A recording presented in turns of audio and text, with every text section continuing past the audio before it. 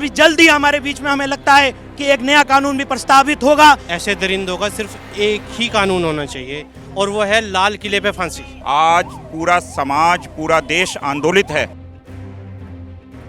नमस्कार, मेरा नाम है आशीष शर्मा, आप देख रहे हैं द न्यूज़ वन नेटवर्क।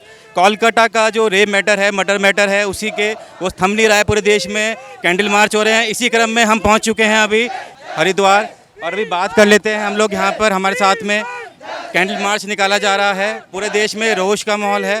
बात कर लेते, भाजपा जिलाध्यक्ष हमारे साथ मौजूद हैं, अभी बात कर लेते हैं, क्या कहना चाहते हैं सर? जी देखिए, ये जो कलकत्ता में जो एक डॉक्टर, महिला डॉक्टर के साथ दरिंदगी हुई है, निश्चित रूप से उसकी हम कड़ी भर्त्सना करते हैं। आज पूरा समाज, पूरा देश आंदोलित है। लेकिन मैं कहना चाहूँगा कि पश्चिमी बंगाल की सरकार, पश्चिमी बंगाल की ममता बनर्जी की सरकार कहीं ना कहीं तथ्यों को छुपाने का, कहीं ना कहीं तथ्यों को हटाने का काम कर रही है। मैं आदरणीय प्रधानमंत्री मोदी जी से आह्वान करता हूं और उनसे ये आग्रह करता हूं कि इस खराब भ्रष्ट सरकार को हटाने का काम करे। यदि ममता सरकार अपने आप इस्तीफा दे तो बहुत अच्छा, नहीं हो तो इस सरकार को बर्खास्त करने का काम करे। क्योंकि जो जहां पर नारी सुरक्षा के नाम पर और नारी सुरक्षा को लेकर जहां संजीदगी ना हो, और वो खुद एक महिला हैं, वो समझ सकती हैं कि एक महिला के साथ जिस तरह का मानवीय अत्याचार हुआ है उसको उन्हें बचाने का प्रयास नहीं करना चाहिए। मेरा आपके चैनल के माध्यम से आग्रह है, निवेदन है आदरणीय मोदी जी से कि इस सरकार को बर्खास्त करने का काम करें। सर, जहाँ तक रेप के मामले, उत्तराखंड में भी देहरादून और उधम सिंह नगर में 2 मामले सामने आए हैं, क्या कहना चाहेंगे?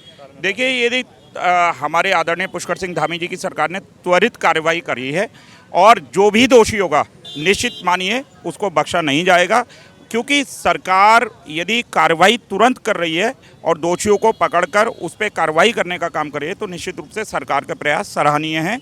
और मुझे लगता है कि सरकार को ये काम करना चाहिए और दोषियों को सख्त से सख्त सज़ा मिलनी चाहिए। बहुत बहुत धन्यवाद सर।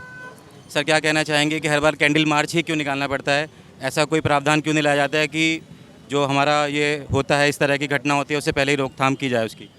देखिए, जो कोलकाता के अंदर हुआ, वास्तव में कोलकाता सरकार ने उसे एक आत्महत्या का रूप देने की कोशिश करी। ये वास्तव में हर देशवासी के दिल में एक घात हुआ है। जिस प्रकार से हमारी कोर्ट को सरकार चलानी पड़ी और हमारी कोर्ट के बीच में आके हस्तक्षेप करा, जिसके बाद सीबीआई की जांच वहाँ पे दी गई।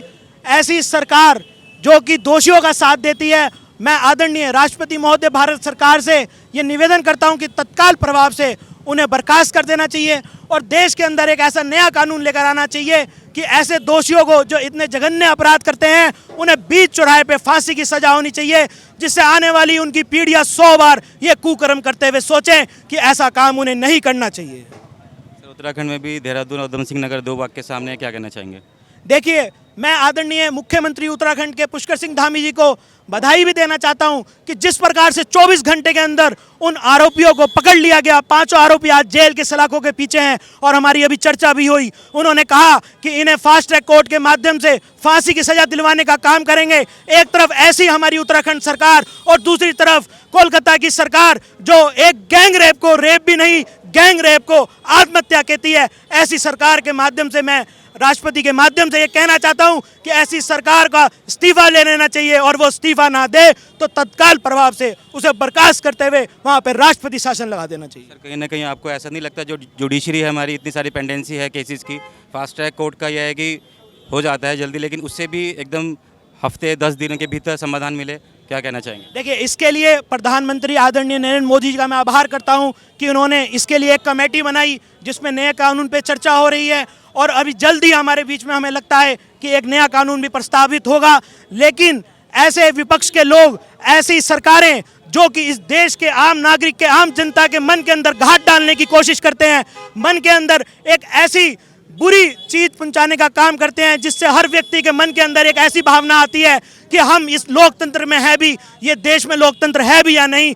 ऐसी सरकारें ही इस देश के व्यक्तियों का मनोबल गिराने का काम करती हैं। मैं आपके माध्यम से, मीडिया के माध्यम से भी कहना चाहता हूं कि ऐसी सरकारों को तुरंत बर्खास्त करते हुए वहां पर राष्ट्रपति शासन लगाने का काम करना चाहिए। ये हम उस बेटी के लिए निकाल रहे हैं जिसके साथ साथ गलत हुआ है, तो उसके लिए हम न्याय चाहिए, हमें अपराधियों को फांसी चाहिए, हर हालत में हमें बदलाव चाहिए। हमारी बेटियां कहाँ सुरक्षित हैं सर? अगर ऐसे ही चलता रहा तो हम तो घर से भी बाहर नहीं निकलने देंगे बेटियों को। कैसे निकलेंगे बताओ, कैसे निकलने देंगे? हर बार कैंडल मार्च निकाला जाता है। एक सुझाव देना चाहें कि इस तरह की घटना ना हो, हर बार कैंडल मार्च ना निकालना पड़े, तो क्या दे सुझाव? अपराधियों को कड़ी से कड़ी सजा सर मिलनी चाहिए, तब नहीं होगा ये अपराध। अगर ऐसे ही छोड़ दिया जाएगा तो उनकी हिम्मत बढ़ती जाएगी। मेरा तो यही है कि उनको कड़ी फांसी की सजा होनी चाहिए, बस कड़ी से कड़ी सजा मिलनी चाहिए, जिससे कि वो भी डरे कि ये मतलब आगे किसी को नहीं करना है। क्या सजा सजेस्ट करना चाहते हैं आप? फांसी होनी चाहिए ऐसे बंदे को, कितने समय में? जल्दी से जल्दी सजा मिलनी चाहिए सर। और यही है जिससे कि आगे हमारी बेटियां सुरक्षित रह सकें, हम अपनी बेटियों को बेझिझक कहीं भी जाने दें, नहीं तो ऐसे तो हम डर के अंदर बैठा लेंगे सर। उनको फांसी तो होनी ही चाहिए हर हालत में। हमारा देश एक डेमोक्रेटिक कंट्री है, अगर कहीं हमारे देश में ऐसा कोई कानून आता है जो बहुत सख्त है बलात्कार के खिलाफ, तालिबानी अफगानिस के का जो कानून है, तो आप कैसे लेंगे उसको? खुशी मनाएंगे या कैसे देखेंगे अगर कोई सख्त कानून आता है तो? बिल्कुल बिल्कुल बिल्कुल ऐसे ही होना चाहिए सर, क्योंकि लड़कियां तो सेफ होनी ही चाहिए, नहीं आए तो ऐसे तो हम कुछ भी नहीं कर पाएंगे ना सर। अगर हमारी सुरक्षा ही नहीं है तो हम क्या कर पाएंगे? तो सुरक्षा तो होनी चाहिए पहले, तो हमें तो न्याय चाहिए, फांसी होनी चाहिए, फांसी होनी चाहिए। बोलो जस्टिस, कहीं ना कहीं एक स्लोगन चल रहा है कि बेटियों को समझाने की जरूरत नहीं है, अब बेटों को समझाने की जरूरत है। जी बिल्कुल बिल्कुल बिल्कुल सर, क्योंकि अगर हम बेटियों को हम समझाते हैं ये मत पहनो, वो मत पहनो, ये मत करो, वो मत, पर हम बेटों को भी समझाएं कि किसी को भी गलत नज़र से नहीं देखना है। अगर बेटों को नहीं समझाएंगे तभी आज ये ऐसा हो रहा है। क्योंकि बेटियों को तो हम समझा देते हैं और बेटों को नहीं समझाते, ये गलत सब इसलिए हो रहा है सर। तो इसलिए हमें बेटों को पहले समझाना चाहिए। मैं ये कहना चाहता हूँ, ऐसे दरिंदों का सिर्फ एक ही कानून होना चाहिए और वो है लाल किले पे फांसी। रेड फोर्ट पे, दिल्ली के लाल किले पे खुलेआम फांसी होनी चाहिए और सिर्फ एक हफ्ते के अंदर होनी चाहिए। मैं माननीय प्रधानमंत्री नरेंद्र मोदी जी से ये अनुरोध करूंगा और अपनी हरिद्वार जनता की एक आवाज़ उन तक ये पहुंचाना चाहूँगा, श्री पुष्कर धामी जी के पास और माननीय प्रधानमंत्री जी के पास, कि ऐसे दरिंदों को एक हफ्ते में कानून पास होना चाहिए कि एक हफ्ते के अंदर लाल किले पे फांसी होनी चाहिए, सिर्फ लाल किले पे फांसी, ताकि ऐसा कुकर्म करने वाले ये लोग ये देख सकें कि उनके साथ क्या हो रहा है। सिर्फ उनका एक ही इलाज है, फांसी फांसी फांसी।